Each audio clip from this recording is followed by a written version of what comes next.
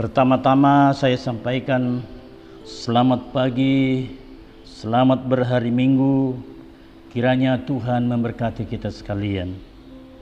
Kesekian kalinya kita tidak beribadah di gereja, dan bertepatan pada hari Minggu ini adalah hari perayaan Pentakosta yang dikenal di dalam Perjanjian Lama adalah Hari Raya Pentakosta.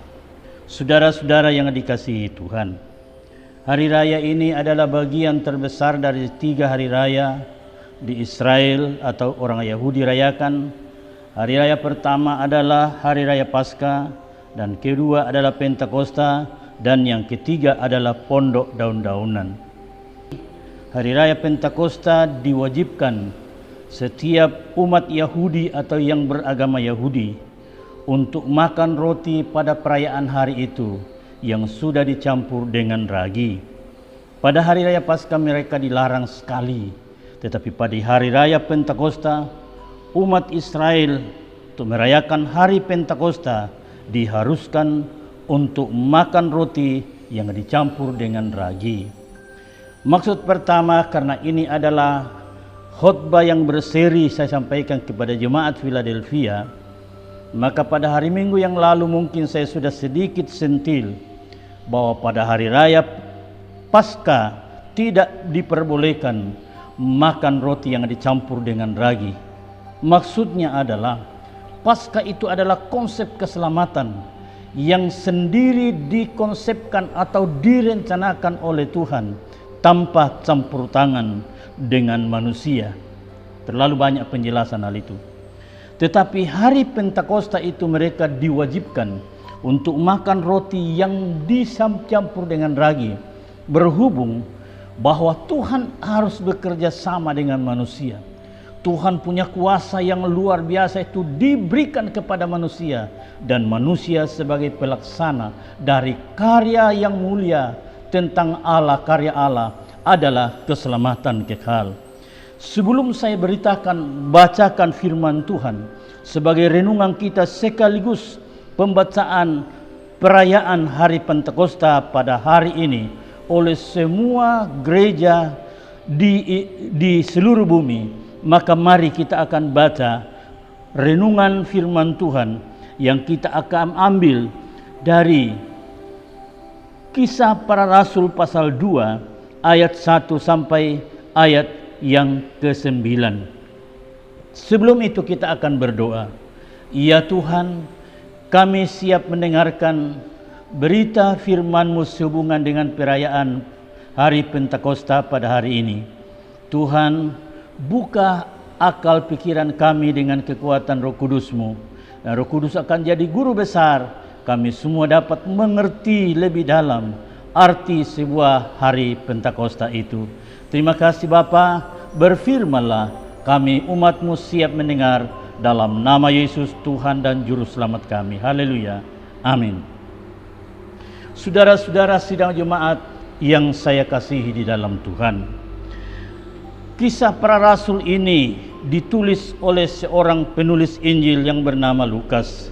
Yang dalam kitab Lukas kita sangat menyadari bahwa ketika Yesus naik ke sorga, Lukas hanya catat sedikit, tapi sangat menjadi dasar bagi kita bahwa ketika Tuhan Yesus naik ke sorga, maka mereka kembali ke Yerusalem dengan sukacita. Dalam Kisah Para Rasul ini, Lukas mencatat bahwa mereka kembali ke Yerusalem setelah Tuhan berpisah dengan dia. Dalam hari kenaikan itu, maka mereka bertekun di dalam doa.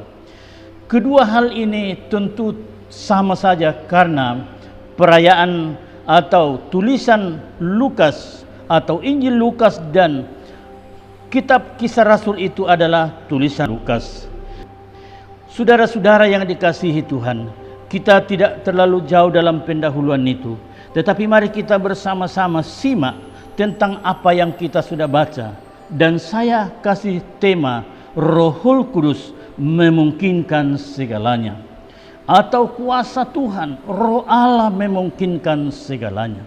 Saudara-saudara yang dikasihi Tuhan, dari awal mereka telah berkumpul oleh perintah Tuhan di Yerusalem untuk menunggu apa yang dimaksud oleh Yesus tentang kamu akan beroleh kuasa apabila Roh Kudus turun ke atasmu.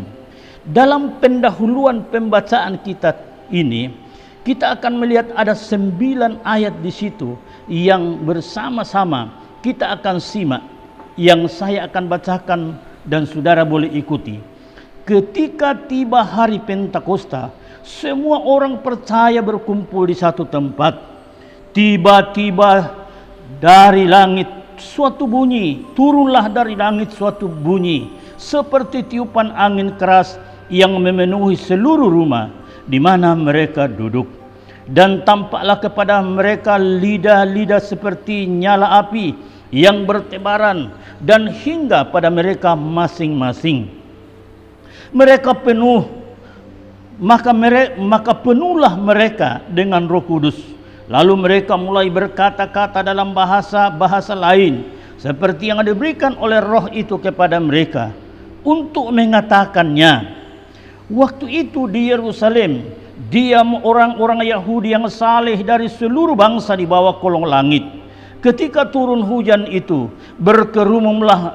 ketika turun bunyi itu, berkerumumlah orang banyak. Mereka bingung karena mereka masing-masing mendengar rasul-rasul ini berkata-kata dalam bahasa mereka sendiri. Mereka semua tercengang-cengang dan heran. Lalu dia berkata, bukankah mereka semua ini, atau bukankah yang berkata-kata ini adalah orang Galilea? Bagaimana mungkin kita masing-masing mendengar mereka berkata-kata dalam bahasa kita sendiri, yaitu bahasa yang kita pakai di tempat asal kita? Kita adalah orang Partia, Media, Elam, penduduk Mesopotamia, Yudea dan Kapadokia, Pontus dan Asia, Frigia dan Pamfilia, Mesir dan daerah-daerah Libya yang berdekatan dengan Kirene. Pendatang-pendatang dari Roma, baik orang Yahudi maupun penganut agama Yahudi, orang Kreta, orang Arab, kita mendengar mereka berkata-kata dalam bahasa kita sendiri tentang perbuatan-perbuatan besar yang dilakukan Allah. Mereka semuanya tercengang-cengang dan sangat termangu-mangu sambil berkata seorang kepada yang lain, apakah arti ini? Ketika orang lain menyindir, mereka sedang mabuk oleh anggur manis. Saya minta maaf tadi kita bilang hanya sampai ayat 9, sekarang kita memang baca sampai ayat 13 dan harus dibaca sampai ayat ke-13. Nah, saudara-saudara yang saya kasihi di dalam Tuhan, mengikuti dan merenungkan seluruh rangkaian pembacaan kita, maka saya kembali kepada tema kita, Roh Kudus memungkinkan segalanya. Saudara-saudara, ketika Yesus mau berpisah, dan bukan hanya itu saja, berkali-kali Yesus telah menyampaikan berita ini kepada murid-murid. Dalam Yohanes pasal 11 kita telah membaca bagaimana Tuhan Yesus menjelaskan tentang kehadiran Roh Kudus nantinya yang akan datang. Ada ayat-ayat menulis bahwa aku akan pergi memintakan penolong, penghibur kepada Bapa. Kalau dia datang, kata Tuhan Yesus, dia yang akan mengingatkan baik itu dosa maupun itu apa yang telah disampaikan oleh Yesus. Artinya ketidakmampuan untuk menampung semua apa yang telah terjadi dan yang difirmankan oleh Yesus. Ketika Roh Kudus datang, mereka akan mengerti jauh lebih dalam lagi dari apa yang mereka dengar. Itulah sebabnya saya kasih tema sekali lagi, Roh Kudus memungkinkan segalanya. Apa yang mereka tidak mengerti selama kurang lebih 3,5 tahun. Dan mungkin saja kata Yesus dalam Kisah pasal 1 ayat 8, kamu akan beroleh kuasa apabila turun ke atasmu. Mungkin juga mereka belum mengerti bahwa kuasa yang dimaksud oleh Yesus adalah kuasa yang sekarang kita telah baca cara kerja kuasa itu. Mungkin mereka masih memikirkan bahwa kuasa kerajaan dunia, sehingga mereka harus menggenapi 12 rasul kembali. Saudara-saudara yang dikasihi Tuhan, mereka belum terlalu mengerti. Adapun dikatakan berdoa dan tekun berdoa bersama-sama, itu adalah memang suatu kebiasaan atau suatu cara sembahyang orang Yahudi 3 kali sehari. Saudara-saudara yang dikasihi Tuhan, tetapi mereka pun belum tahu apa sebenarnya yang terkandung dari Roh Kudus yang akan turun ke atas mereka. Bapak, Ibu, saudara-saudara sekalian, tetapi perlu kita garis bawahi bahwa mereka ini adalah orang-orang Yahudi yang walaupun dia bukan orang Lewi, walaupun dia bukan orang-orang yang orang Farisi dan orang Saduki, golongan Saduki, tetapi mereka adalah orang yang selalu mendengar, baik di Ka'bah Tuhan, baik di perayaan, baik di sinagoge, tentang sejarah dalam perjanjian lama, bahwa sesungguhnya mereka telah mendengar, mereka telah mendengar, menyimpan ceritanya itu dalam hati, bagaimana hebatnya kuasa Allah atau Roh Allah itu.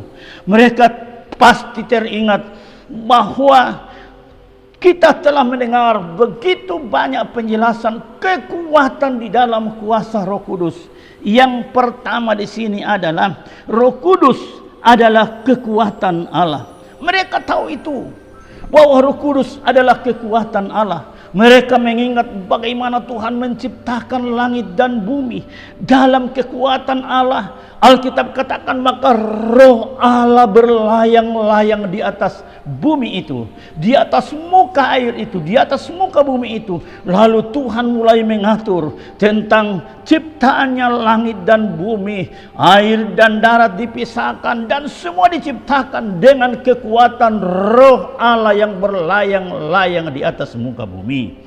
Saudara-saudara yang dikasihi Tuhan, begitu jauh juga kita melihat dan mendengar bagaimana kekuatan Allah yang telah dipertontonkan atau telah diperlihatkan kepada begitu banyak manusia. Saudara-saudara, tapi kita akan lihat contoh-contoh yang singkat saja. Ketika Yusuf di Mesir itu, maka terjadilah sesuatu yang akan menimpa Mesir itu selama kurang lebih 7 tahun. Saudara-saudara, Alkitab mencatat itu. Maka Firaun harus memilih orang-orang yang hebat, orang-orang yang dapat mengetahui baik sesuatu kekuatan, satu musim yang akan datang, dan orang yang dapat menguasai tentang apa yang akan terjadi, apa yang arti dari sebuah mimpi seorang Firaun. Alkitab berkata, hanya didapatkan seorang Yusuf. Dalam Kejadian pasal 41 ayat 38, dia katakan, mungkinkah kita mendapat seorang yang penuh dengan Roh Kudus? Saudara-saudara yang dikasihi Tuhan, betapa hebatnya kuasa Roh Kudus itu. Roh Kudus adalah kekuatan Allah di dalam setiap kehidupan kita. Itulah sebabnya saudara-saudara yang saya kasihi di dalam Tuhan, betapa mulianya Roh Kudus itu, yang oleh gereja kita itu sangat percaya bahwa dia adalah guru besar, dia adalah penghibur, dia adalah penuntun kehidupan kekristenan menuju keselamatan. Dia yang akan memberikan kita hidup dalam kesucian, di dalam segala pencapaian kita yang kita idam-idamkan bersama. Saudara-saudara yang dikasihi Tuhan, bukan hanya sampai di situ saja. Ketika kekuasaan itu telah beralih di tempat di tanah Kanaan itu, mereka ingat semua tentang kuasa Roh Kudus, sehingga ketika Yesus katakan, tunggu di Yerusalem, kamu akan beroleh kuasa apabila Roh Kudus turun ke atasmu. Saudara-saudara, sudah pasti mereka teringat bagaimana kekuatan Roh Kudus ada pada Saul, ada pada Daud, ada pada Simson. Itu semua adalah kekuatan Allah yang dipertontonkan kepada manusia. Saudara-saudara yang dikasihi Tuhan. Nah, ketika Yesus pergi, dia berkata, kamu akan beroleh kuasa apabila Roh Kudus turun ke atasmu. Dan hari ini kita mendengarkan dan kita telah membaca bersama-sama bagaimana Roh Kudus itu turun di atas mereka. Dan mereka mulai berkata-kata dalam berbagai-bagai bahasa, seperti apa yang kita baca di sini dalam ayat pasal 6, dalam ayat 6 pasal 2 yang kita baca tadi. Ketika turun bunyi itu, berkerumunan orang banyak. Mereka bingung karena mereka masing-masing mendengarkan rasul-rasul itu berkata-kata dalam bahasa sendiri. Saudara-saudara yang dikasihi Tuhan, artinya semua yang diucapkan oleh murid-murid yang nantinya kita akan lihat bahwa 120 dipenuhi dengan Roh Kudus, mereka mengerti dan berbicara bahasa manusia yang diajarkan oleh Tuhan, sehingga manusia-manusia yang berkumpul pada saat itu mengerti tentang apa yang diucapkan oleh mereka pendoa-pendoa ini. Mungkin mereka berkata-kata tanpa menangis, mungkin mereka berkata-kata diiringi atau dengan pelan-pelan supaya orang mengerti. Kebiasaan-kebiasaan yang sering terjadi adalah orang yang dianggap penuh Roh Kudus nanti menangis-menangis, baru berkata-kata dengan kata-kata dan bahasa-bahasa yang kita tidak mengerti. Tidak apa-apa, itu adalah kekuatan pribadi. Tapi jangan itu dijadikan satu rumus bahwa orang penuh dengan Roh Kudus nanti menangis-menangis. Dalam sepanjang ayat yang kita baca, ada 3-14 ayat itu tidak pernah ada dikatakan di situ, maka menangislah orang itu lalu mereka penuh dengan Roh Kudus. Ada banyak penjelasan di dalam Alkitab, bahkan dari berbagai sumber. Tidak ada di situ dikatakan maka menangislah mereka, maka mereka berguling-guling lalu penuh dengan Roh Kudus. Kalau itu terjadi, saya katakan tidak apa-apa, tapi tidak akan dijadikan satu patokan bahwa nanti orang penuh dengan Roh Kudus baru mereka berguling-guling baru penuh dengan Roh Kudus. Tidak, saudara-saudara, bahkan ada satu yang aneh menurut saya. Dalam 1 Samuel kita baca di situ, dalam 1 Samuel pasal 11 ayat yang ke-6, maka Roh Kudus turun ke atas Saul, maka marahlah Saul itu. Artinya kita tidak bisa membuat satu rumusan bahwa mereka penuh Roh Kudus nanti menangis, nanti berteriak dan lain-lain sebagainya. Itu sedikit penjelasan yang saya sampaikan kepada jemaat Philadelphia. Saudara-saudara yang dikasihi Tuhan, yang saya tahu bahwa Roh Kudus adalah kekuatan Allah. Semua bisa dirubah karena Roh Kudus itu. Dalam kejadian dikatakan bahwa Rohku tidak mau berbantah-bantah dengan manusia, sehingga Roh Kudus dengan kekuatan Allah itu mendatangkan air bah, tetapi dengan Roh Kudus juga itu memberikan karunia kepada seorang yang bernama Nuh. Saudara-saudara yang dikasihi Tuhan, itulah sebabnya saya sampaikan kepada kita sekalian, Roh Kudus itu yang telah menjadi sesuatu pemimpin andalan bagi gereja kita. Itu kita tidak boleh remehkan. Kita harus selalu mengundang Dia. Kita harus selalu membuka hati bagi Roh Kudus, supaya Dialah yang akan menjadi satu kekuatan Allah di dalam kita. Saudara-saudara, karena Alkitab berkata bahwa kamu pergi ke seluruh bumi, tetapi tunggu dulu di Yerusalem. Maksudnya adalah bahwa kami memiliki satu kekuatan Allah yang luar biasa. Dalam catatan Alkitab dikatakan bahwa kamu akan melakukan lebih daripada apa yang aku lakukan. Dan memang itu ternyata setelah Petrus dan seluruh murid-muridnya itu penuh dengan Roh Kudus. Selanjutnya, karena ini telanjur saya sampaikan itu, bahwa Petrus satu kali berkhotbah 3.000 orang bertobat. Kenapa? Sudah ada kekuatan Allah di dalam Roh Kudus. Saudara-saudara yang dikasihi Tuhan, dalam menghadapi kesulitan-kesulitan yang sementara kita istilah pemerintah gotong royong untuk menghindari, untuk memutuskan, mari kita bersama-sama selain dari maklumat atasan kita, baik pemerintah, baik dari gereja kita, mari kita sabar untuk melakukan itu dulu. Karena apa? Karena kita mengandalkan Roh Kudus adalah satu kekuatan Allah untuk terus tunduk mengikuti tentang apa yang disampaikan oleh pemerintah kita sebagai wakil Allah. Saudara-saudara yang dikasihi Tuhan, sebab itu andalan kita adalah kekuatan Roh Kudus untuk merubah segala keadaan kita. Murid-murid yang saya sampaikan dari awal tadi, bahwa murid-murid yang ke Yerusalem itu kita belum tahu apa dasarnya, kenapa dia bersuka cita, apa dasarnya, kenapa dia tekun menunggu tentang apa yang disampaikan oleh Yesus. Yang saya hanya tahu Dan saya hanya baca di dalam Alkitab bahwa Roh Kudus itu telah ditahu sejarahnya. Bagaimana kekuatan Allah di dalam murid, di dalam nabi, di dalam para rasul itu telah memiliki kekuatan Roh Kudus dan yang mustahil bagi orang lain. Tetapi ketika Roh Kudus ada pada seseorang, maka tidak ada yang mustahil. Seorang Saul tidak ada yang mustahil walaupun dia bukan keturunan Yahuda, tetapi dia adalah keturunan Benyamin yang Alkitab katakan 40 tahun dia memerintah walaupun dia akan lengser akhirnya, tetapi kekuatan Roh Kuduslah yang ada dalam dia sehingga dia bisa memimpin kurang lebih 40 tahun.